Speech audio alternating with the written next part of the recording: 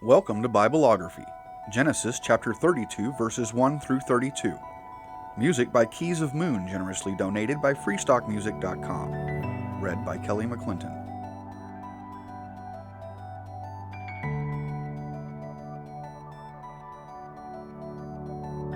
Jacob also went on his way, and the angels of God met him.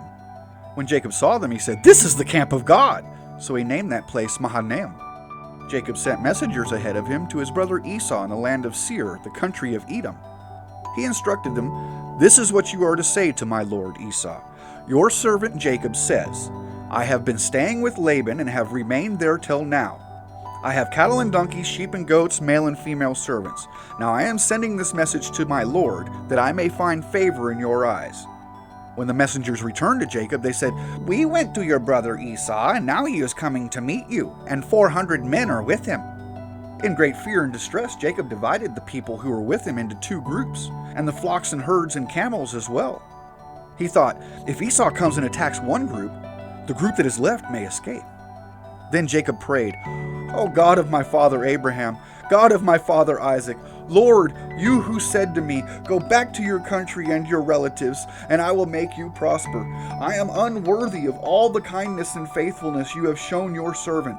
I had only my staff when I crossed this Jordan, but now I have become two camps. Save me, I pray, from the hand of my brother Esau, for I am afraid he will come and attack me, and also the mothers with their children. But you have said, I will surely make you prosper, and will make your descendants like the sand of the sea, which cannot be counted." He spent the night there, and from what he had with him, he selected a gift for his brother Esau: 200 female goats and 20 male goats, 200 ewes and 20 rams, 30 female camels with their young, 40 cows and 10 bulls, and 20 female donkeys and 10 male donkeys. He put them in the care of his servants, each herd by itself, and said to his servants, "Go ahead of me and keep some space between the herds." He instructed the one in the lead, "When my brother Esau meets you and asks, 'Who do you belong to and where are you going, and who owns all these animals in front of you?' then you are to say, 'They belong to your servant Jacob. They are a gift sent to my lord Esau, and he is coming behind us.'" He also instructed the second, the third, and all the others who followed the herds. "You are to say the same thing to Esau when you meet him. And be sure to say, 'Your servant Jacob is coming behind us.' For he thought, 'I will pacify him with these things I am sending on ahead. Later, when I see him, perhaps he will receive me.' So Jacob's gifts went on ahead of him, but he himself spent the night in the camp.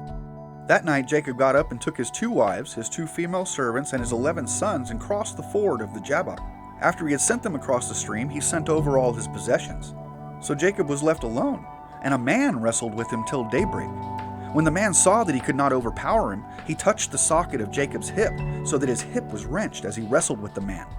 Then the man said, "Let me go, for it is daybreak." But Jacob said, "I will not let you go unless you bless me." The man asked him, "What is your name?" "Jacob," he answered.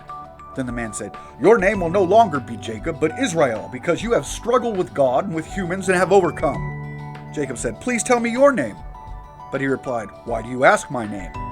Then he blessed him there. So Jacob called the place Peniel, saying, "It is because I saw God face to face, and yet my life was spared." The sun rose above him as he passed Peniel, and he was limping because of his hip. Therefore to this day the Israelites do not eat the tendon attached to the socket of the hip, because the socket of Jacob's hip was touched near the tendon.